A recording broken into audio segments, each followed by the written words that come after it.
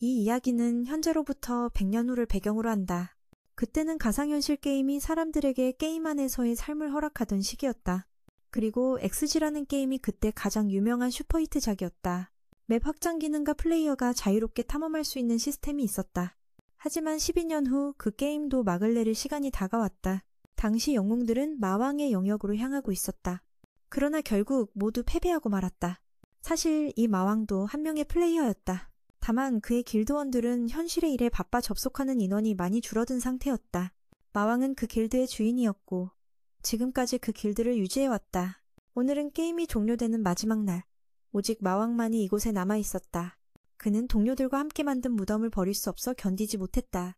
그는 길드의 상징인 지팡이를 챙겨들었다. 현실 세계를 선택한 동료들을 원망하지 않았다. 모두가 힘든 세상을 살아온 이들이기에 이해할 수 있었다. 그는 집사 엑스바스와 시녀들을 보고 함께 마지막으로 무덤을 둘러보았다.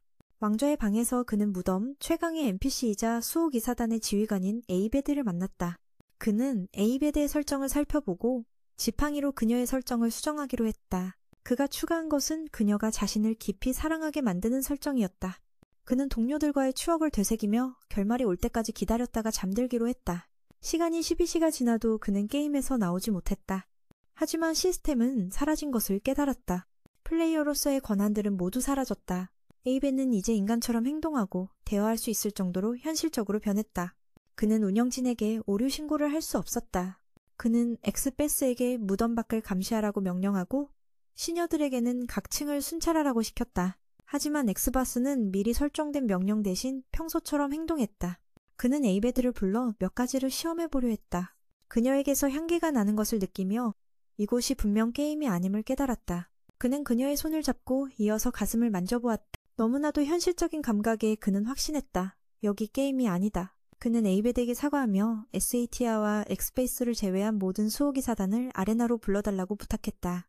그는 순간이동으로 아레나에 도착했고 마법 아이템이 아직 작동하는 것을 확인했다. 수호기사단을 부른 이유는 그들이 자신에게 충성하는지 확인하기 위해서였다. 이 아레나는 쌍둥이 엘프 에스카이가 관리하고 있다. 첫 번째는 어우라로. 그녀는 이곳의 최고 존재로 그를 인정하고 있다. 어우라는 동생 에메이데를 불러 최고 존재에게 인사를 시켰다. 보기와는 달리 어우라는 여자이고 에메이데는 남자이다.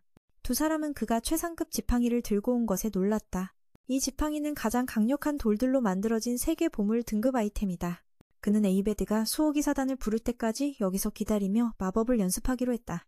그는 불마귀를 소환해 쌍둥이와 싸우게 했다. 높은 등급의 불마귀였지만 쌍둥이를 괴롭히지 못했다. 그는 통신마법을 시험해 엑스아스에게 전화를 걸었다. XSS는 이상한 점을 발견하고 바로 보고를 요청했다. 쌍둥이는 불마귀를 처리했고 그는 두 사람에게 물을 조금 주었다. 두 사람은 그가 무서울 것이라 생각했지만 그렇지 않았다. 1층부터 3층까지의 수호기사단 SAT와도 도착했다. 그는 모두 충성심을 확인하고 훌륭한 리더가 되기로 결심했다. 그는 이 세계에서 자신의 힘이 어느 정도인지 모르기에 지루한 현실 대신 여기 머무르기로 했다. 그는 SAT와 어라가 싸우는 모습을 보며 두 주인이 이 두 소녀를 만들었을 때처럼 싸우는 걸 떠올렸다. 5층 수호기사단 시투스가 와서 싸움을 말렸다. 시투스는 성격과 외모 모두 진정한 전사 같았다. 데미는 7층의 가짜 수호자야. 다른 NPC들을 지휘하도록 설계된 아주 예리한 두뇌를 가진 악마지. 모두 모이자마자 너는 엑스베스를 보내 무덤에서 일어난 일을 보고하게 했어. 그는 이전에는 늪에 있었지만 지금은 무덤이 초원 한가운데에 있고 주변에 생명체나 집이 전혀 없다고 했어. 너는 아베드와 데미에게 통신을 구축하고 방어 배치를 지시했지. 사슴은 무덤을 위장하는 임무를 맡았어. 그리고 너는 모두에게 네가 그들 눈에 어떻게 보이는지 물었어. 모두가 너를 관대하고 강하며 뛰어나고 영리하며 절대 부하를 버리지 않는 주인으로 생각했어. 너는 계속해서 너를 섬겨달라고 부탁하고 떠났지.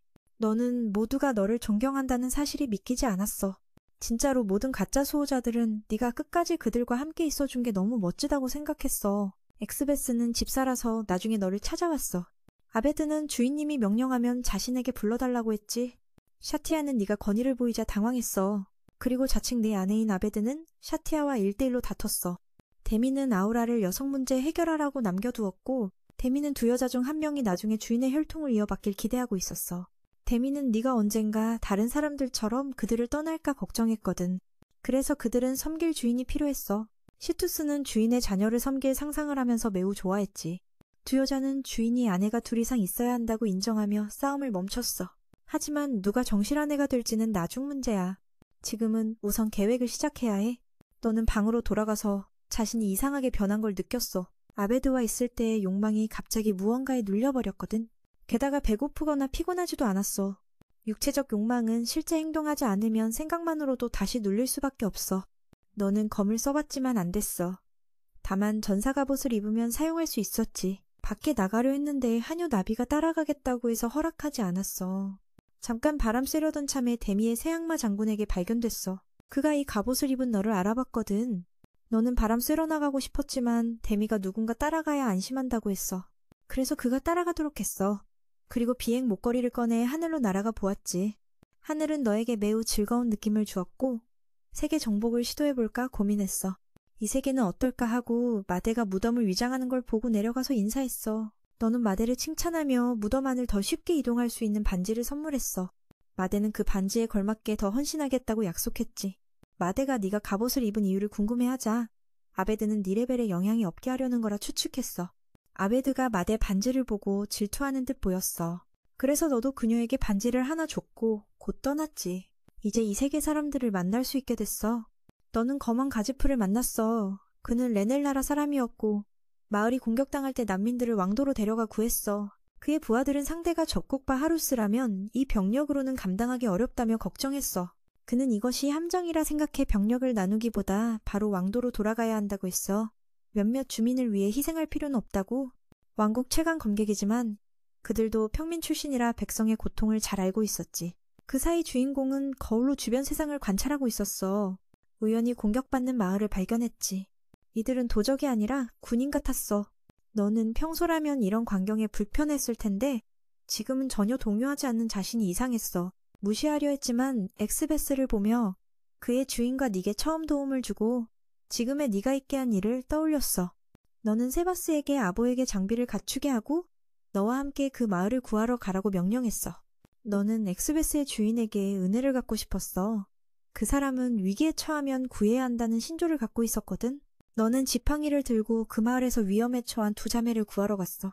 너는 심장 압박 마법을 병사 한 명에게 써봤고 그는 즉시 죽었어. 그리고 다른 놈은 번개로 감전시켜 죽였지. 그 후 너는 그 병사로부터 언데드 기병을 만들어서 처리하라고 명령했어. 하지만 갑옷 입은 놈들 같은 건 아보가 와서 언니에게 회복약을 줬어. 둘 다 너를 무서워해서 아보가 처형하자고 했지만 네가 막았지. 네가 이 약은 회복약이고 자신은 마법사라고 설명했어. 너는 두 자매를 보호하는 방패를 세우고 자기 보호를 위해 고프린을 소환하는 호각을 줬어. 언니가 너 이름을 물었을 때 너는 자기 이름이 아이두고라고 선언했지. 그때 언데드 기병은 마을 안의 군인들을 계속 학살하고 있었어. 모두 계급이 없었고 강력한 언데드 기병이 그냥 가지고 놀고 있다는 걸 알았어. 부대장은 병사들을 방패막이로 삼아 도망가려 했지만 그가 바로 다음 표적이었어. 기병은 계속 학살하다가 아이두고가 와서 멈추라고 명령했어. 너는 가면을 쓰고 병사들을 돌려보내 상관에게 보고하고 경고하라고 했지. 더 이상 난동 부리면 죽음을 뿌리겠다고. 그들은 모두 도망갔고 너는 마을 사람들에게 자신이 와서 구해줬지만 대가가 필요하다고 알렸어. 대가가 있다고 하니 마을 사람들은 더 이상 의심하지 않았어. 너는 얼굴 뼈를 본 두 자매를 처리해야 한다고 결심했어. 그 후 너는 마을 촌장 집에 가서 대가를 얻기 위한 정보를 얻었지. 재산 대신에 이 세계를 더 잘 이해하기 위해 정보를 필요로 했어. 우선 너의 영지와 이 마을은 왕국 영토에 있고 제국과 자주 충돌과 분쟁이 있대. 바로 왕국 수도와 제국이 맞닿은 평야지대에서 이 두 나라 남쪽에는 법국이 있어. 그리고 문양으로 봐서 갑옷 입은 놈들은 제국 소속인데 법국의 음모로 왕국과 제국 간 긴장을 고조시키려는 것일 수도 있어. 너는 근처 도시에서 모험가 협회가 있다는 걸 알고 거기서 더 정보를 캐낼 수 있대. 마을 사람들은 죽은 자들을 묻었고 아이고는 부활 마법을 쓸 수 있지만 문제를 피하려 그걸 쓰지 않았어. 그날 오후 너는 마을 사람들이 점점 회복하는 걸 봤어. 너는 아보가 사람을 별로 좋아하지 않는 것 같지만 연기를 좀 배워야 한다고 생각했어. 촌장이 뭔가 문제 있다고 해서 물어보니 군대가 이쪽으로 오고 있다고 했어. 아이고는 주민들 대피시키고 너랑 촌장이 나가서 그들을 막기로 했지. 오고 있는 군대는 왕실경비대 대장가즈프 팀 소속이었어. 그는 제국 병사들을 처리하러 왔지만 아이곤이 대신 처리했기에 감사 인사를 했어. 그런데 갑자기 병사들이 적이 다가온다고 보고했어. 적 마법사 무리의 선두는 법국 사람이고 부하들을 제국병사로 위장시켜 마을을 공격했어. 이자는 왕실 군대대장 가즈프를 제거하라는 임무를 받았어. 공격 전에 상관으로부터 강력한 보물을 받았지. 금세 그 마법사들이 마을을 에워쌌어. 그때 가즈프는 자신이 진짜 표적임을 깨달았어. 마을에 피해가 가는 걸 원치 않아 가즈프는 나가서 그들과 싸우기로 했지. 그리고 아이곤에게 마을을 지켜달라고 간청했어. 그 말에 감동한 너는 가즈프의 부탁을 받아들였어. 출전 전 가즈프에게 적 마법사들을 맞이할 선물을 줬지. 그렇게 가즈프는 병사들과 함께 적 진영으로 돌진했어. 근접 전투형 기사인 가즈프에게 원거리 마법사들과 싸우는 건 매우 힘든 일이었어. 게다가 그들은 천사 로봇을 조종해 가즈프를 괴롭혔지. 이 괴물들을 없애기 위해 가즈프는 무공을 펼쳐 첫 번째 적들을 증발시켰어. 이어서 회전배기 자세의 가속 기술로 다음 적들을 죽였지. 하지만 지휘관이 나타나 보물을 사용해 천사를 더 많이 소환했어. 한바탕 싸운 끝에 가즈프는 기진맥진했고 부하들은 모두 쓰러졌어. 천사들이 계속 가즈프를 집단 공격해 그도 견디지 못했지. 하지만 용기를 잃지 않고 마지막 힘을 다해 다시 일어나 싸웠어. 지휘관이라는 이름으로 자신있게 가즈프를 소금 팔러 보내고 그 후 마을을 초토화시킬 거라고 했다. 하지만 바로 그때 아온이 자신의 마법으로 가즈프와 자리를 바꿔 그를 마을로 데려갔다. 그는 곧 산물이 마법을 펼칠 때 지휘관과 그 부하들이 자신에게 인사를 보냈다는 걸 깨달았다. 마을을 살려달라고 나서자 지휘관은 최고신을 조롱하는 말을 내뱉었다. 이자가 도망가려는 것 같아. 소원을 들어주기로 했다. 지휘관은 천사 몇 마리를 불러 공격했지만 전혀 피해가 가지 않았다. 그의 몸은 온통 뼈로 되어 있어. 물리 공격에 완전히 면역이었다. 두 마리 천사를 쓰러뜨린 후 그것들이 게임 속 괴물임을 알아차렸다. 그래서 한 번의 스킬로 모든 천사를 순식간에 날려버렸다. 마법사들은 이를 보고 크게 두려워하며 전력을 다해 그를 죽이려 했다. 하지만 그들이 쓴 마법은 이 게임에서 가장 약한 것들이라 닿을 수 없었다. 이를 본 지휘관은 고급 천사를 소환했다. 아온을 즐겁게 해주려는 듯이 단 한 번의 지옥불꽃으로 그의 천사를 흔적도 없이 태워버려 지휘관은 크게 두려워했다. 마지막 카드를 꺼내야 했다. 그는 수정구슬로 최강 천사를 소환했다. 그리고 이번에는 그가 힘에 질릴 거라 생각했다. 공격이 자신을 더럽힐 수 있다고 느껴 아보에게 방어 스킬을 쓰라 명령했다. 하지만 보자마자 실망했다. 걱정하던 것은 사실 장난감에 불과했고 아보는 주인을 사랑하는 자신에게 무례를 범한 이들을 무척 분노했다. 천사를 없애기 위해 그는 블랙홀을 만들어 빨아들였다. 최고신의 힘을 본 지휘관과 부하들은 두려움에 떨며 애원했다. 살려달라고 간청했지만 이미 늦었다. 소금 팔러 보낸 뒤 두 사람은 무덤으로 돌아갔다. 그때 아에도는 주인이 정말 멋있다는 걸 느꼈다. 무덤에 도착하자 아고는 수호자들을 모두 소집해 앞으로 자신의 이름을 길드명처럼 바꾸겠다고 알렸다. 세계 모든 사람에게 길드의 명성을 알리기 위해서였다. 만약 여기에 갇힌 플레이어가 있다면 쉽게 알아볼 수 있도록 하려는 것. 아베드는 조사 결과 이 세계에 갇힌 다른 플레이어는 없고 붙잡힌 지휘관은 아직 신문 중이라 밖으로 나가 이 세계에 대해 더 많이 알고 싶어 한다고 보고했다. 보고가 끝나자 아보가 주인을 유혹하는 장난을 시작했다. 아고는 전에 그녀의 감정을 조작했지만 아보는 신경 쓰지 않고 언제 신혼방에 가냐고만 궁금해했다. 그때 샤티아가 방에 들어와 주인에게 작별 인사를 하고 집사와 함께 임무를 떠났다. 아에도가 여기 있는 걸 보고 샤티아는 질투심에 불타올랐다. 아보까지 합세해 두 소녀의 사랑 전쟁이 다시 시작됐다. 신경 쓰는 건 오직 그녀가 언제 너와 동방에 들어가는지 아는 것뿐이야. 바로 그때 사티아가 방으로 들어와 주인을 작별하고 집사와 함께 임무를 수행하러 떠났어. 그리고 아에도가 여기 있는 걸 보자 사티아는 또 질투가 폭발했어. 그리고 아보 원숭이도 두 여자가 다시 사랑의 전쟁을 시작했어. 하지만 주인이 여기 앉아있어서 아무도 큰소리 못 내고 후궁을 떠나지 못했어. 아오는 도시의 모험가 길드에 갔고 이번에 함께 간 사람은 297, 160만 8680, 161만 1000마법 아이템에 능통한 사람이야. 이번에 함께 간 사람은 한연아베였. 길드 재등록을 막 끝낸 상태라 그의 등급은 겨우 R등급이었다. 이를 본 여기 모험가들은 신참들을 괴롭히기 시작했다. 하지만 그들은 몰랐다. 바로 앞에 세계의 최고 존재가 있단 걸. 그가 힘껏 던지자 상대는 하늘로 날아올랐다. 그리고 입으로 착지했지만 그 던짐의 근처 한 소녀의 만화 약병이 산산조각 나버렸다. 그녀는 곧바로 그에게 배상을 요구했다. 그 약병은 매우 비쌌기 때문이다. 문제를 일으키고 싶지 않았던 그는 자신의 생명력 약병 하나를 주며 배상했다. 이후 두 사람은 여관을 빌려 쉬었다. 그때 나베가 말했다. 인간들은 정말 역겨워. 방금 전 모습은 마치 짐승 같았어. 하지만 그녀의 주인님은 신분을 숨기려 했기에 나베는 명령을 따르고 그들을 살려주었다. 그는 나베에게 이번 여행 목적을 알렸다. 이 세계에 대한 정보를 수집하는 것이라 했다. 이를 위해선 모험가가 되어 R등급에서 최고 등급으로 올라야 했다. 하지만 문제는 돈이 떨어져서 둘 다 일거리를 찾아야 한다는 점이었다. 믿을 수 없었다. 권능 넘치는 주인이 무덤에 보물을 쌓아놓고도 지금은 쥐꼬리만 한 돈 벌러 다닌다니. 이유는 이 세계에서 돈이 통하지 않기 때문이었다. 그리고 그 모험가 소녀는 그의 생명력 약병 감정을 맡으러 갔다. 감정 후 그 노인은 말했다. 이 약병은 신령의 피로 만들어졌다네. 전설 속에나 나오는 귀한 물건이라네. 그래서 누군가 빼앗으려 할 테니 안전을 위해 나에게 팔라고 제안했다. 그때 그는 길드에 와서 괴물 토벌 임무를 받으려 했다. R등급임에도 최고 난이도 임무를 골랐지만 레벨 부족으로 접수할 수 없었다. 그래서 접수원이 적당한 임무를 골라주었다. 마침 한 모험가 팀이 와서 같이 하자고 했다. 팀장 피터가 각 멤버를 소개했고 피터 말을 듣고 그도 깨달았다. 이 세계엔 마법과 특별한 힘을 가진 이가 많다는 걸. 특히 네시아라는 소년이 있었는데 그는 어제 감정을 맡은 노인의 친손자였다. 그에게는 모든 마법 아이템을 자유자재로 다루는 천부적인 재능이 있었다. 나베와 그도 그의 실력을 보고 싶어 했다. 이후 피터가 임무를 설명했다. 도시 주변 괴물을 없애는 일인데 수가 너무 많아 그들의 도움을 원했다. 그는 즉시 승낙했다. 모두가 빨리 출발할 수 있도록. 출발 전 팀원 중 부이가 물었다. 너희 둘은 무슨 사이야? 그냥 동료일 뿐이라 하자.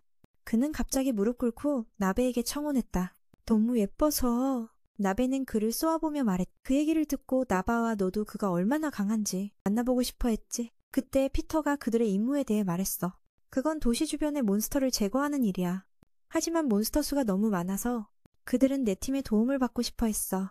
그래서 너도 흔쾌히 승낙해서 모두가 빨리 출발할 수 있게 했지. 출발하기 전에 그룹 내 청년인 부이가 너희 둘 사이가 실제로 어떤 관계인지 물었어. 네가 둘은 그냥 동료라고 하자. 그는 바로 무릎을 꿇고 나바에게 청혼했어. 그녀가 너무 예쁘다고 생각했기 때문이지. 하지만 나바는 그에게 자신을 알아야 한다며 그렇지 않으면 혀를 자르겠다고 대답했어. 그러나 나바의 차가운 눈빛은 부이를 더욱 움츠러들게 만들었어. 나베의 눈빛은 더욱 흥분하게 만들었다. 그 후 모두가 회관에 도착했을 때 그는 개인 임무를 받았다. 임무를 지정한 사람이 누구인지 알자 니아라는 것을 알고 나베는 즉시 말했다. 주님을 지키자고 했고 그는 그녀를 진정시키려고 한 대 쿡 찔러주었다. 그 후에 모두 위층으로 올라가 니아의 요청을 들었다. 그는 마을에 가서 약초를 채집하고 싶어 했기에 에이온의 보호를 원했다. 이동하는 동안 그리고 도시 안에서는 도둑 소녀가 한 마법사와 만나서 방금 훔친 목걸이를 자랑했다. 그녀는 그에게 이 목걸이가 강력한 힘을 지닌 보물이며 니페시아 같은 천재만이 사용할 수 있다고 말했다. 그리고 에이온 일행은 다음날 아침 바로 출발했다. 반나절을 달려 잠시 휴식을 취했다. 이때 니페시아가 알려주길 여기는 투의 왕이라는 짐승의 영토라고 했다. 이 생물은 매우 똑똑하며 수백 년을 살았고 마법을 사용할 수 있다. 그 짐승은 강해 보여서 그도 만나보고 싶었다. 영묘 쪽에서는 데미가 그가 없는 사이 그의 방을 정리하려 했지만 방에 들어가 보니 아보드가 침대에서 뭔가 수상한 행동을 하고 있었다. 너무 보고 싶어서 아보가 해골 그림이 있는 베개를 안고 내 사랑이라고 부르며 데미조차 말문이 막혔다. 이 여자의 다정함 때문에. 한편 주인공과 모험가 일행은 계속해서 마을을 향해 출발했지만 앞에 몬스터 무리가 길을 막아섰다. 그는 뒤에 있는 모험가들에게 지원을 요청했고 자신과 나비는 협력해 이 몬스터들을 쓸어버리기로 했다. 그는 검을 들어 첫 번째 몬스터를 즉시 쓰러뜨렸다. 이를 본 모험가들은 그가 도전자가 아니라 동료라고 생각했다. 기본적인 검술 몇 번에 몬스터들이 모두 쓰러졌다. 그의 힘을 본 몬스터들은 도망쳤다. 하지만 나비가 번개 마법을 쓸 때 도망친 몬스터는 없었다. 몬스터를 완전히 처치한 후 모험가들은 스스로 상처를 치료하며 임무 완료를 확인하기 위해 몬스터들의 귀를 요구했다. 그들은 그의 힘과 리더십에 큰 감탄을 표했다. 그는 겸손하게 언젠가 그들도 그렇게 강해질 거라고 말했다. 저녁이 되어 모두 모여 함께 식사를 했지만 뼈밖에 없는 몸이라 식사를 할 필요가 없었다. 이때 모험가 중 한 소년이 그에게 흑검사라는 칭호를 붙이고 싶어 했다. 하지만 그는 그 칭호가 쌍검을 든 다른 청년에게 맞다며 모두의 제안을 거절했다. 이후 모두 즐겁게 대화를 나누었다. 모험가들이 친밀한 모습을 보자 그는 옛 동료들이 생각났다. 안타깝게도 41명 중 그 세계에 남은 건 자신뿐이었다. 도시 안에서는 도둑 소녀가 니시아를 찾으며 정보를 캐내기 위해 남을 가차없이 때렸다. 그리고 어둠의 마법으로 그들을 꼭두각시로 변하게 했다. 니시아를 온 곳에서 찾고 있으며 그는 다른 사람들을 가차없이 다루며 정보를 캐내려고 한다. 그리고는 주술로 그들을 명령만 따르는 꼭두각시로 변하게 한다. 그 마법사는 사악함이 가득해 의식을 통해 시체를 만들어냈고 이 나라 사람들을 모두 좀비로 바꾸려 한다. 그리고 충분한 치명적인 힘을 모으면 그의 몸은 불멸이 될 것이다. 하지만 이 두 사람은 별로 협력하지 않는다. 몇 마디 티격태격하더니 거의 서로 죽이려 했다. 다음 날 아침 아고 일행은 다시 출발했다. 주변에 위험한 몬스터가 없으니 팀을 엄격히 유지할 필요 없다고 생각했다. 최악의 경우 빙산산에 있는 드래곤을 만날 수도 있고 드래곤 이름에 대해 너가 물었으니 이 마법사 소년이 도시에 돌아가서 확인하고 알려줄게. 드래곤종에 대해 더 알고 싶어 하니까 예전 게임에서 드래곤은 가장 강한 종족이었으니 혹시 여기에도 있다면 대비해야 하니까 마을에 도착했을 때 발레는 이상함을 느꼈다. 전에 없던 견고한 울타리가 생겼기 때문이다. 골린 일행이 누군가 왔다는 걸 보고 대언니에게 알리러 보냈다. 골린들이 문 앞에 매복했고 피터 일행은 전투 준비를 마쳤다. 하지만 골린들은 가능하면 피를 흘리고 싶지 않다고 했다. 누가 위험한지 알아봤기 때문이다. 갑자기 네가 전에 구한 누나가 나타났다. 그녀는 엔지였고 니아는 그녀를 알아봤다. 그리고 이 골린들은 네가 준 깃발에서 나온 거다. 엔지가 전에 말한 그 사람이 바로 니아였다. 마을에 들어선 이니아는 엔지에게서 모든 이야기를 듣고 위로하려 했지만 엔지는 강인해서 동생을 돌보려 노력한다고 했다. 니아는 그녀를 좋아하지만 말하지 못해. 둘의 관계는 단지 친구일 뿐이었다. 엔지는 아온에 대해 이야기하며 다시 만나 고마움을 전하고 싶다고 했다. 엔지의 이야기를 듣고 니아는 아온이 고급 마법사임을 알게 되었다. 그 마법은 5급 이상이라고 했다. 너도 갑옷을 입은 여자와 함께 있었던 이야기를 들었니? 이름은 아베드. 그 이름을 듣고 니아는 너와 함께한 검사 아온임을 알았다. 아베드는 아온의 연인이었다고 한다. 니아는 무서운 사람과 가까워지는 것이 두려웠다. 아온은 10일 전 이 마을 사람들은 무기를 만진 적 없는데 지금은 연습 중이라 놀랐다. 비극이 다시 일어나지 않도록 니아가 갑자기 달려와 네 정체를 알아냈다며 말했지만 너는 고맙다며 이 마을을 구해줘서 비밀을 지키겠다고 약속했다. 니아는 너에게 한 가지 물어보고 싶었다. 네가 나부를 내보냈고 니아는 내게 다가온 이유를 말했다. 그것은 약병에 관한 일이었다. 아오는 귀중한 약병을 꺼내 문제를 해결한 것이 조금 잘못되었다고 생각했다.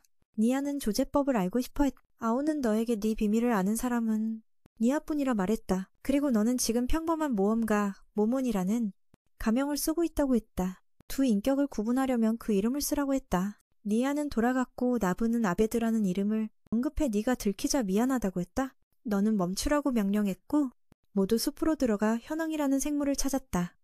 숲에서 모몬과 나부가 먼저 순찰했다.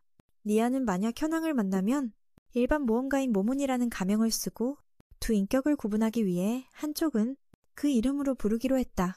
니아가 돌아온 후 나베는 모몬에게 아베드의 이름을 언급해버려서 미안하다고 했다. 그가 들키지 않게 하려고 했으나 그녀는 목숨을 걸고 사과하려 했지만 그는 멈추라고 명령했다. 그리고 그들은 숲으로 들어가 현황이라는 생물을 찾으러 갔다. 숲속에서 모몬과 나베가 먼저 순찰하고 니아는 그들이 현황을 만나면 쫓아내라고 했지만 죽이지 말라고 했다. 현황은 마을을 지키는 데 필요하기 때문이다. 다른 적대적 생물들로부터 마을을 보호하기 위해 숲에 들어가자마자 둘은 아우라를 다시 만났어. 꼬마가 둘을 도와 하얀 왕을 찾으러 왔다고 했고 모모는 아우라에게 맡길 수밖에 없었지. 아우라가 찾아가고 나서 달려가자 꼬마가 키우는 두 마리 짐승이 따라왔어. 셋이서 하얀 왕의 동굴에 도착했고 아우라는 화나게 하려고 달려들었다가 다시 모몬 쪽으로 도망쳤어. 그때 모두가 소리를 듣고 즉시 대비했지. 모모는 모두에게 숲을 떠나라고 했고 너가 싸워달라고 부탁했어. 니아는 너무 과하지 않길 바랐지. 하얀 왕이 달려와 꼬리로 모몬을 공격했어. 모몬은 그 공격을 막아내서 꽤 칭찬받았어. 그리고 상대가 그냥 숨지 말고 나와달라고 했지. 상대는 도전장을 받아들였고 나왔는데 알고 보니 햄스터였어. 네가 내 종족을 아는 걸 보고 유지하는 법을 알려달라고 했지. 하지만 크기가 이만큼인 녀석에게는 그런 방어 기술은 없다고 했어. 그래서 싸우고 싶다고 했고 모모는 너무 하얀 왕에게 기대했기에 화가 났어. 1레벨 절망의 마법을 보여줬는데 햄스터가 무서워서 용서를 구했지. 아우라가 네가 햄스터를 키울 거냐고 물었고 아니면 그녀에게 맡기라고 했어. 모모는 햄스터를 데리고 나가서 이제부터 내가 이 하얀 왕의 마수주인이다 라고 선언했어. 모두가 그 힘을 칭찬했지만 모모는 그 칭찬이 부끄러웠어. 니아는 모몬 팀에 들어가서 마을을 지킬 힘을 얻고 싶다고 했지. 하지만 넌 거절했고 대신 힘과 도움을 약속했어. 그날 밤 모두 도시로 돌아와. 배송을 갖고 모몬과 나브는 햄스터 타기 등록을 위해 협회에 갔지. 다른 사람들이 쳐다봐서 모모는 너무 부끄러웠어. 넌 햄스터 이름도 지어야 했고 니아와 다른 사람들은 집에 돌아왔는데 우연히 도둑 여자를 만났어. 그녀는 니아를 잡으러 왔다고 했어. 니아의 마법 아이템 사용 능력을 이용해 좀비 군단을 만들려 했지? 다른 사람들이 니아를 지키려 했고 그녀는 니아에게 지혜의 왕관을 써서 7레벨 좀비 군단을 만들려고 했어. 일반인은 절대 못하는 마법이야. 마법사도 뒤에서 나타나 그녀를 빨리 처리하려 했지만 그녀는 더 놀고 싶어 했어. 그때 모몬이 햄스터 등록을 마쳤는데 니아 할머니가 와서 다가와 집에 가자고 초대했어. 니아도 만나고 돈을 받아 마을까지 호위해준대.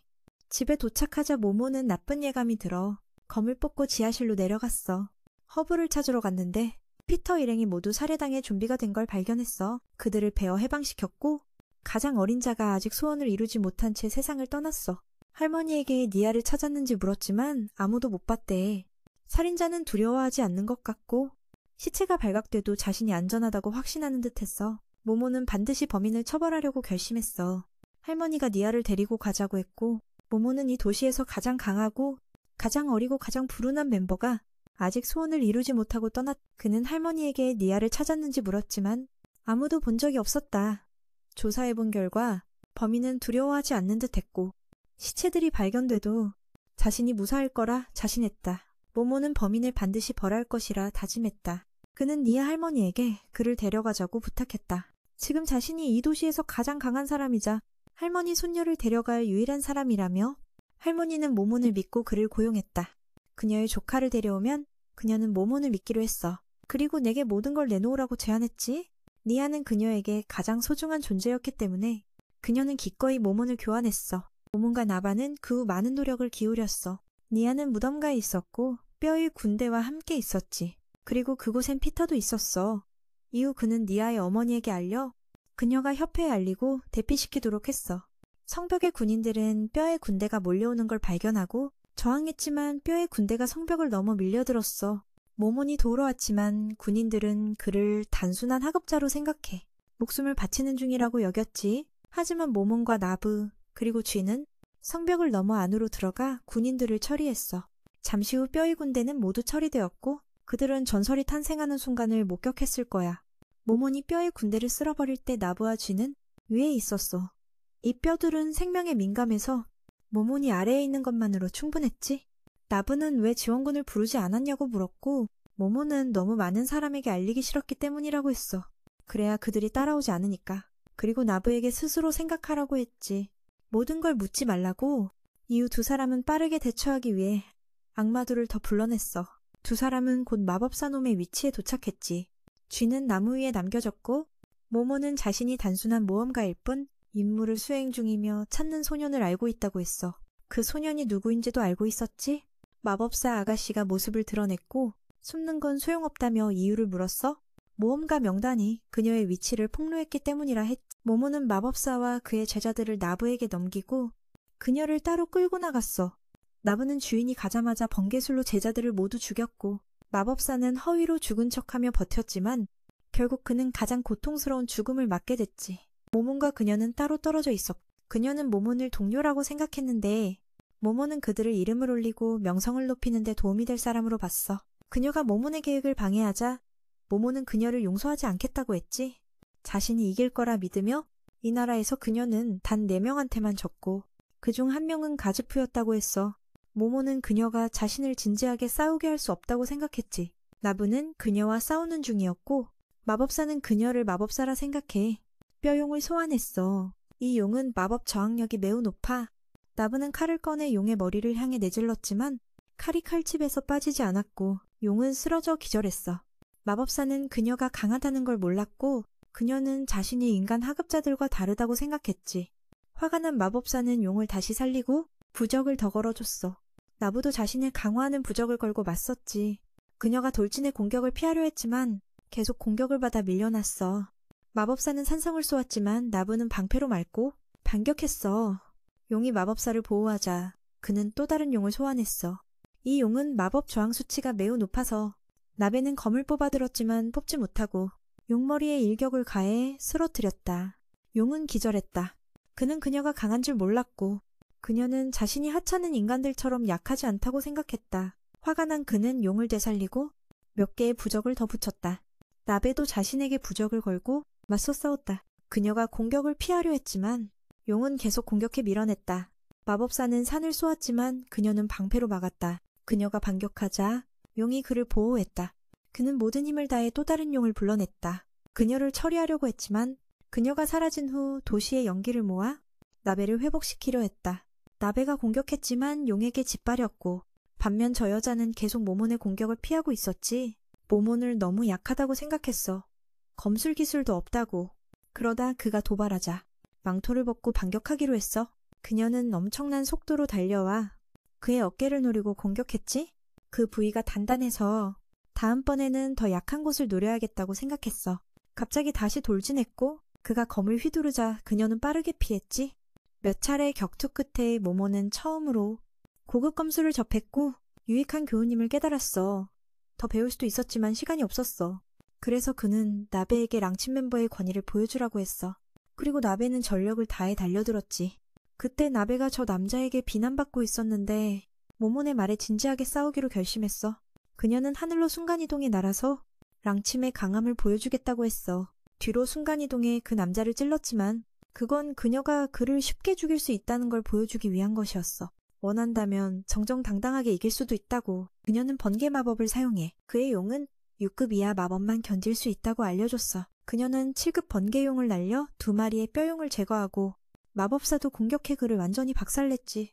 모모는 나베가 빨리 끝낼 걸 알고 그 여자에게 계속 공격하라고 했어. 그녀는 웃으며 그가 기본 무기도 제대로 못 쓰면서 잘난 척한다고 생각했지? 몸을 강화하고 돌진했지만 아무 효과도 없었어. 그녀는 검을 그의 얼굴에 찔렀고 또 다른 검을 꺼내 불마법을 발동해 그를 태우려 했어. 하지만 그는 아무렇지도 않았고 그녀를 꽉 붙잡고 아이두고 형태로 변했어. 이유는 자신은 그녀를 진지하게 대할 필요가 없었기 때문이야. 그녀가 아무리 해도 죽을 수 없으니까. 검이나 마법은 시간 낭비라며 뼈를 부러뜨려 죽일 거라고 했어. 그녀가 발버둥 쳐도 소용없었고 두 번째 손으로 그녀를 목 졸라 죽이려 할 때 모든 게 끝났어. 그는 나베와 군단에게 돌아갔고 쥐도 달려와 나베에게 그들의 물건을 치우라고 명령했어. 시체는 군단에게 맡기고 그는 네시아를 찾아갔어. 네시아는 눈에 상처가 있었고 정신적으로도 다친 상태였어. 왕관을 보니 진짜 가치가 있는 물건 같았어. 네시아를 랑침으로 데려가 치료할 수 있었지만 이미 약속을 했기에 왕관을 파괴하고 네시아를 데리고 갔어. 셋 다 승리를 거둔 후 돌아왔지. 모모는 이번 일로 100금 등급으로 승급했어. 나베가 두 할머니와 손녀를 어떻게 처리할지 물었고 그는 엔즈마을로 보내서 그곳을 랑침의 약 공급 및 제조지로 만들라고 했어. 그리고 아베드에게 전화를 걸었어. 사티아가 배신했다는 소식을 듣고 루아곤이 즐거워하던 순간으로 돌아갔어. 모몬의 본 모습일 때 집사 사와와 하녀 한 명이 저녁 식사하러 식당에 갔고 귀족 한 명에게 접근했어. 진실을 밝혀 니아를 능묘로 데려갈 수 있었다. 처리하려 했지만 이미 맡은 일이 있어서 왕관을 부수고 니아를 데려갔. 3명 모두 승리 후 돌아왔다. 모모는 최근 승격해 100금 등급이 되었다. 나베는 두 할머니와 손녀를 어떻게 할지 묻자 그들을 엔지마을로 보내고 그 마을을 능묘의 약을 공급하고 제조하는 곳으로 만들려 했다. 그는 이후 아베드에게 연락해 사티아가 배신했다는 소식을 들었다. 루아곤이 모몬 신분으로 즐거워할 때 집사샤와 한여 한 명이 모몬의 신분을 지키기 위해 집사샤와 그리고 한여 한 명이 저녁 식사를 하러 식당에 갔어. 그리고 귀족 중 한 명에게 접근했지? 이것이 두 사람이 그 귀족을 유인해서 사티아가 처리하도록 하는 계획이야. 하녀가 사티아에게 부탁했어. 이 귀족이라는 녀석을 처리하게 해줘. 다른 녀석들은 사티아에게 맡겨. 마차 위에서 나는 3명 모두가 주인이 연구 중인 무공의 단서를 찾고 있다는 걸 알았어. 베이스는 이유가 궁금했지. 사티아와 아우라는 서로 미워하는데 그건 단순히 둘 다 최고 존재들에 의해 프로그래밍 됐기 때문이야. 마차는 그 후 멈췄고 도적무리에게 막혀 잡히려 했어. 하지만 사티아가 바로 한 놈을 날려버렸고 피도 빨아들였지. 좀 지겨워서 동생에게 처리를 맡겼고 금발 하인에게는 귀족 이름을 맡겼어. 그가 어리석게도 손대자 주저없이 삼켜버렸지. 사티아의 동생은 최근에 동굴 한 곳에서 무공을 아는 사람을 발견했다고 했어. 그 실력은 가즈패스와 맞먹는 수준이래. 또 다른 이는 먼저 떠나고 사티아가 그 동굴을 처리하도록 남겨줬어. 그 동굴 안에는 가즈패스와 동급인 브레인이라는 사람이 있었고 침입자가 있다는 걸 알아챘지. 동료들이 2명의 여성이라고 보고하자 그가 나와서 직접 확인했고 사티아와 동생을 마주쳤어. 그녀의 동생은 브레인의 일격에 맞았고 사티아는 동생을 한쪽으로 보내고 자신이 브레인을 처리했어. 브레인이 이름을 밝히자 사티아도 인사하며 제대로 준비하라고 했지. 브레인은 오랫동안 연마한 비기를 사용해 자신이 서 있는 지역을 둘러싼 구역을 그려냈어. 적이 들어오면 초음속 배기를 날릴 거였지만 사티아에게는 무용지물이었어. 그녀가 한 손으로 브레인의 검을 잡아버렸거든. 그를 진지하게 받아들이지 않는 것 같아 보이자 그녀는 앞으로 나와 상황을 다시 만들라고 했어. 브레인은 계속 공격했지만 사티아는 한 손으로 전부 막아냈지. 브레인은 두 사람의 실력 차이를 깨닫고 지금 눈앞의 상대가 괴물임을 알았어. 그동안 자신이 연습해온 무공은 낡은 걸레 같았고 결국 도망치며 울었지. 사티아는 이제 끝낼 때라고 보고 귀신 형태로 변해 사냥을 시작했어. 브레인이 달아나자 다른 도적들이 사티아와 마주쳤고 그녀는 그들을 모두 학살했어. 브레인이 작은 출구로 도망친 걸 발견하고 그를 따라 밖으로 나갔지. 다시 사냥감을 발견하고 공격했는데 붉은 머리 소녀만 남았어. 그녀는 사티아에게 약을 던졌고 사티아는 주인의 약임을 알아챘어. 주인이 관계를 맺으려 한다는 걸 알았지. 사티아는 질문을 통해 그녀와 모험가들이 동굴을 찾는 임무를 수행 중임을 알았어. 모험가 집단은 이제 용병이 되었고 사티아의 팀은 흩어졌으며 아마 지금쯤 돌아갔을 거야. 도망치는 자가 없도록 사티아는 추격대를 나눠서 쫓았어. 적들은 곧 전멸했고 사티아도 뒤쫓아갔지. 하지만 그녀가 달려들자마자 적들이 마법을 걸었어. 사티아는 2명을 쓰러뜨렸지만 이내 멈췄어. 다음날 아운과 아베드는 사티아의 이름이 붉게 변한 걸 보고 배신했다고 생각했어. 아운은 이게 이전 게임에서 본 NPC 세뇌 현상 같다고 의심했지. 아베드는 사티아를 처리할 팀을 꾸리려 했지만 아운은 사티아가 왜 배신했는지 알고 싶어 거절했어. 그는 그녀들이 모두 옛 동료의 대표라 이유를 알아야 했거든. 아베드는 사티아를 처리하러 팀을 이끌고 가고 싶었지만 아운은 사티아가 배신한 이유를 알고 싶어 거절했어. 그들의 성격이 모두 그의 옛 동료들을 대표하기 때문에 전부 이유를 알아야 했거든. 아베드는 그가 그들을 옛 동료처럼 소중히 여긴다는 말을 듣고 기뻐했어. 그 안에는 그녀도 있었으니까. 이후 아오는 사티아의 위치를 확인하라고 명령했어. 직접 처리하려고. 아고는 신급 아이템을 사용해 사티아의 위치를 찾아냈지. 바로 그때 나비가 도시에서 전화해 모험가 길드장이 모몬을 길드로 소환했다는 소식을 전해줬어.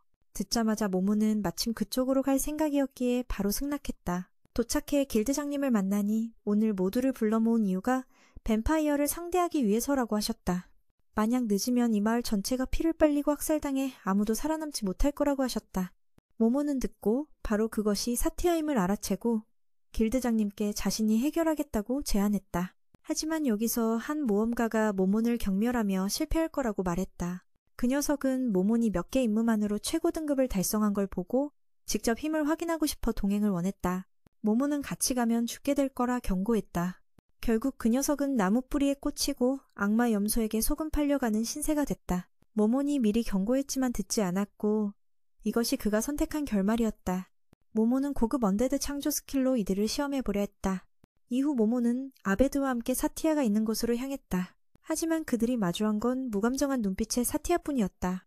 그녀가 누군가에게 조종당한 것을 알아챈 아오는 희망의 별이라는 반지를 사용했다. 이 반지는 가차에서 획득한 장비였다. 이 반지는 사티아에게 걸린 모든 조종 마법을 정화해 정상으로 되돌릴 수 있다. 하지만 반지를 작동시키자마자 갑자기 마법이 해제되었다. 위험한 냄새를 맡은 모모는 아베드와 함께 그곳에서 후퇴했다. 처음으로 누군가 자신을 곤란하게 만든 것에 모모는 몹시 분노했다.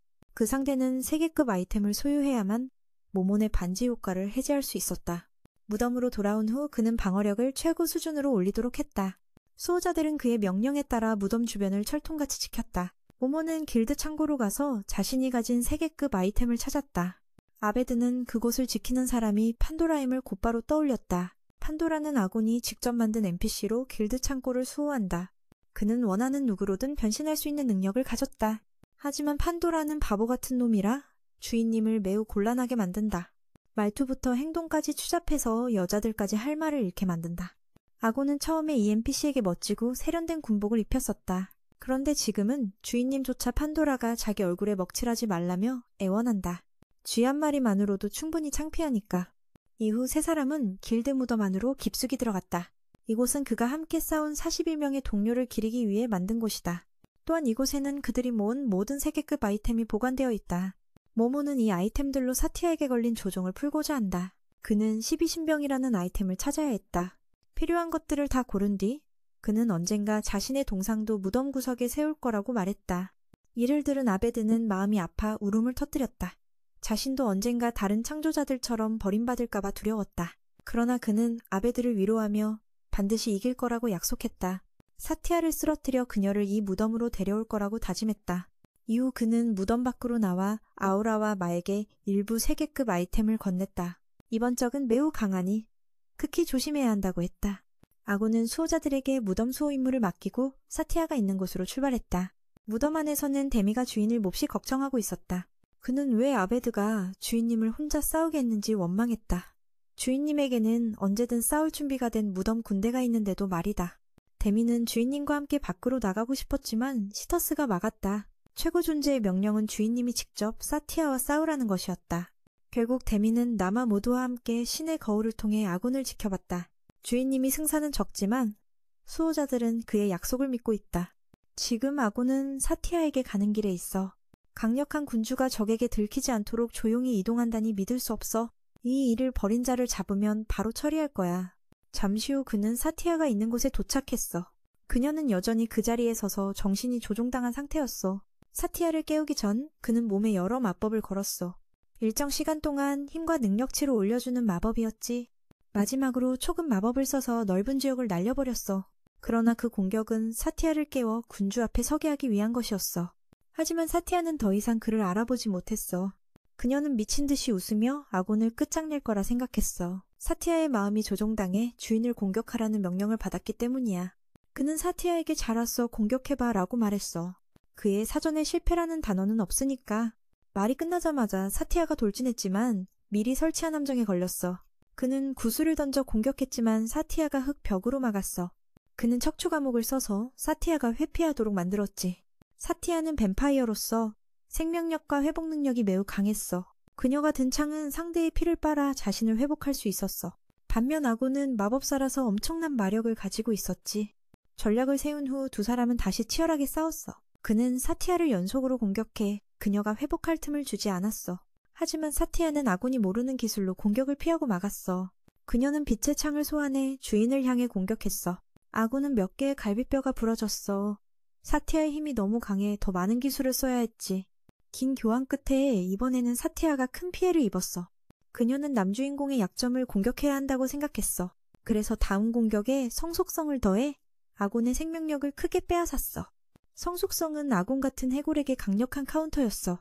하지만 그 공격 후 사티아는 거의 마력이 다해 근접전으로 전환해야 했지. 근접이든 원거리든 그는 오랜만에 제대로 싸워서 마음껏 상대해줄 생각이었어. 사티아는 돌진해 그의 가슴에 창을 꽂아 생명력을 빨아들였어. 하지만 그는 살짝 피하고 반격 스킬을 써서 사티아가 버티기 힘들게 만들었지. 지친 싸움 끝에 사티아는 비장의 카드를 꺼냈어. 그녀는 분신을 소환해 함께 싸우게 했어. 분신은 아곤을 공격해 그가 피하기 어려웠어. 분신을 없애기 위해 그는 뒤에 시계를 소환해 공간을 느리게 만들어서 분신 공격을 쉽게 피할 수 있었어. 시간이 되자 그는 분신을 눈 깜짝할 사이에 증발시켰지. 싸움이 길어질수록 사티아는 불리한 상황에 빠졌어. 그는 지금 이 승부를 끝낼 때임을 느꼈어. 그리고 지금까지 일부러 다친 척했다고 사티아에게 알렸지? 진짜 목적은 사티아를 조종한 배우를 유인하는 거였어. 하지만 그자도 똑똑해서 아직 모습을 드러내지 않았어. 이제 그가 사티아를 마법 조종해서 해방시킬 시간이야. 사티아는 믿지 않고 계속 돌진해 그를 공격했어. 하지만 그는 지금 황금 갑옷을 입고 있어서 아무런 피해도 입지 않았어. 그 갑옷은 전에 은인이자 길드로 데려다 준 자의 것이었지. 이어서 그는 옛 동료들의 강력한 무기를 꺼냈어. 첫 번째는 사티아의 강력한 갑옷도 쉽게 뚫는 검이었어. 그는 검을 들고 그녀의 팔을 가볍게 베었지. 그리고 이어서 사티아가 막을 수 없는 다른 강력한 무기들을 꺼냈어. 이때 사티아는 마지막 힘을 다해 그에게 돌진할 수밖에 없었다. 그리고 그녀는 계속해서 손에 난 상처에서 피를 빨아들였다. 하지만 아무리 빨아들여도 군주님께는 전혀 문제가 되지 않았다. 두 사람의 레벨 차이가 워낙 컸기 때문이다. 즐거운 시간은 끝났다고 느낀 그는 여기서 사티아를 끝내기로 했다. 그는 곧 초고급 마법을 사용해 땅 전체를 날려버렸다. 하지만 막 공격하려던 순간 아오는 사티아를 조종하는 자가 그녀 뒤에 숨어 도망쳤다는 걸 알아챘다. 사티아는 겨우 정신을 차렸지만 폭발과 함께 사라지고 말았다. 무덤으로 돌아온 그는 수호자들과 함께 사티아를 부활시키는 의식을 치렀다. 그러나 수호자들은 여전히 사티아가 또 배신할까봐 걱정했다. 그래서 그가 말했다. 만약 그런 일이 또 생기면 그때는 수호자들에게 정권을 맡기겠다고. 그리고 사티아 부활의 대가는 5억 골드였다. 주문 한마디에 산더미 같던 금덩이들이 완전히 사라졌다. 사티아는 완전히 새로운 몸으로 곧바로 부활했다. 그리고 길드 내 사티아의 이름이 돌아오면서 아오는 조종 마법이 풀렸음을 안심했다. 잠시 후 사티아가 깨어나자 아오는 매우 기뻐했다. 사티아는 군주님의 관심에 행복해하며 그를 안았고 아베드는 부러움을 참지 못했다. 그는 사티아에게 몸에 이상한 점이 더 있는지 물었다. 그녀는 가장 중요한 것이 사라졌다며 당황했는데 바로 가슴 패드였다. 그곳에 있던 모두가 수호자들이 거짓으로 즐겁게 노는 모습을 보고 말문이 막혔고 아오는 옛 동료들이 생각났다. 그들은 무덤을 떠났지만 이제 그는 더 이상 외롭지 않았다. 거짓 수호자들이 그의 세계 정복길에 함께할 것이다. 이번 전투로 그는 많은 것을 깨달았다. 그는 저 밖에 매우 강력한 누군가가 있고 무덤을 노리고 있다는 음모를 느꼈다. 그 다음 목표는 그가 도시 안에서 조사하라고 보낸 집사자스일지도 모른다. 하지만 그가 모습을 드러내면 반드시 세상에서 영원히 로그아웃 시키겠다. 그리고 그는 프랑스의 흑성경회가 사티아를 조종한 배우임을 알게 되었다. 누가 배우인지 아직 모르지만 그도 군주아운 못지않은 강력한 힘을 가졌음이 틀림없다. 니자와 할머니는 마을로 이사했다. 나부는 두 사람을 호위하며 마을에 남아 보호 임무를 맡았다. 집사자스는 군주의 명령으로 수도에서 조사를 진행 중이다. 검객프리는 사티아에게 당한 충격으로 아직 심리적 후유증을 겪고 있다. 그는 가즈프를 만났고 모모는 모험가 길드로 돌아와 최고 등급으로 승급했다. 모두가 그를 칭찬하며 가장 강한 자 중 최고라고 했다. 지금 길드에는 그에게 맞는 임무가 없어. 그는 여관에서 기다릴 예정이다. 밖에 나오자 어떤 정보를 받고 급히 몇몇 지휘관과 시투스를 동원해 공격 명령을 내렸다. 오버로드 일부는 여기서 끝난다. 군주 아온의 세계 정복 여정은 아직 멀었으니 더 보고 싶으면 많이 응원해줘. 안녕.